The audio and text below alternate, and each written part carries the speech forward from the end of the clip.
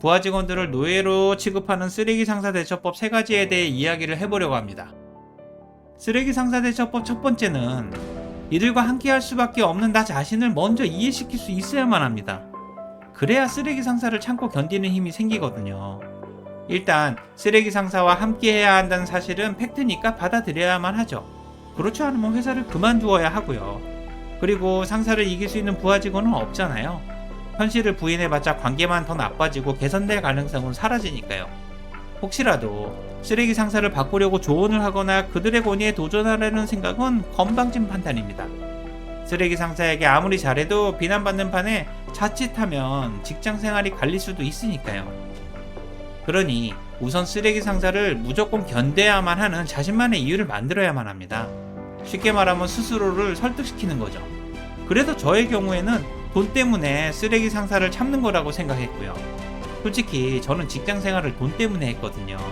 나머지 이유는 모두 그 다음이었고요. 그러니까 쓰레기 상사를 견딜만 하더라고요.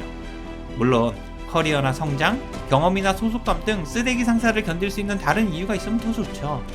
그럼에도 쓰레기 상사를 견디기 힘들면 어쩌면 사표를 쓸 때가 온 건지도 모르고요.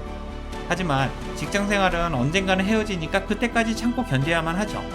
혹시라도 쓰레기 상사가 대가청선할 거라는 기대는 버리시고 지금의 현실을 냉정하게 바라봐야 하고요.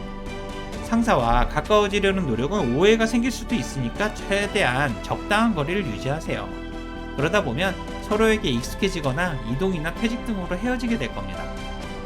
쓰레기 상사 대처법 두 번째는 쓰레기 상사에게 깨지지 않도록 업무와 기본에 집중하는 겁니다. 쉽게 말하면 상사에게 문제가 되지 않도록 최선을 다하는 거죠. 일단 쓰레기 상사에게는 어떠한 빈틈도 줘서는 안 됩니다. 지각이나 조퇴 등의 근태, 업무 태도나 복장 등 기본이 부족한 모습을 보이면 너무 힘들어지고요. 성과도 중요하지만 문제아로 찍혀서는 절대 안 되죠. 함부로 해도 괜찮다는 느낌을 가지게 하거나 호구로 보여서도 안 되고요. 자칫해서 쓰레기 상사의 타깃이 되면 직장 생활이 지옥으로 변하니까요.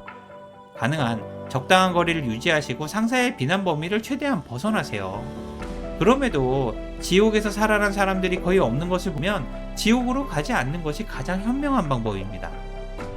그리고 쓰레기 상사와 잘 지내기 위해서는 그들에 대한 험담이나 뒷담화를 해서는 절대 안 되고 들어서도 안 됩니다. 물론 쓰레기 상사와 함께하고 있는 그 고통은 충분히 이해합니다. 그래도 험담과 뒷담화는 상사의 귀에 반드시 들어간다고 생각하고 절대 하지 마세요. 여러분들이 하지 않아도 남들이 이미 충분히 하고 있거든요. 상사에 대한 좋고 나쁨에 대해 평가 자체를 아예 하지도 마시고요. 좋다고 해서 좋아할 사람도 아니고 나쁘다고 하면 죽이려고 하니까 항상 조심하시고요. 지금은 일단 여러분들이 약자니까 비정상적인 상황을 인정하고 업무와 기본에 집중하세요. 어차피 군대처럼 시간은 지나가고 상사의 상태가 심각하면 회사에서 적절한 조치를 취할 거라고 확신합니다.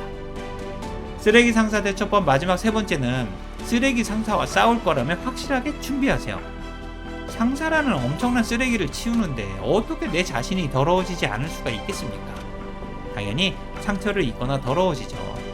회사를 그만둘 생각은 당연하고 뼈를 취하고 팔 정도는 내주겠다는 각오도 필요하고요. 이 정도가 아니라면 상사와 싸울 생각 자체를 말아야만 하죠. 상사에게 어줍지 않게 개기면 직장생활이 정말 이상해질 수가 있거든요.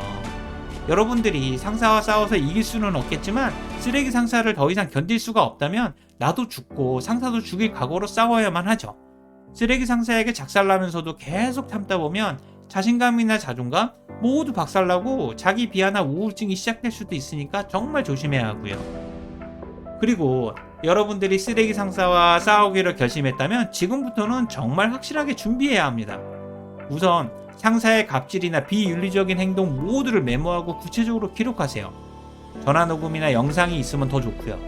나중에 경찰서나 윤리부서에 제출할 수도 있으니까요. 그리고 주변에 피해를 본 동료들과도 의견을 적극적으로 교류하세요.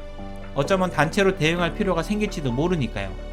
가능하면 쓰레기 상사의 약점이 될 수 있는 모든 것들을 모으세요. 상사가 함부로 하지 못하도록 업무 지시를 하면 구체적으로 메모하거나 녹음하시고요. 그래야 여러분 자신을 지킬 수가 있거든요. 절대로 일방적인 피해자만 되지 마세요. 여러분들이 그만두면 쓰레기 상사는 또 다른 피해자를 계속 만들어낼 겁니다.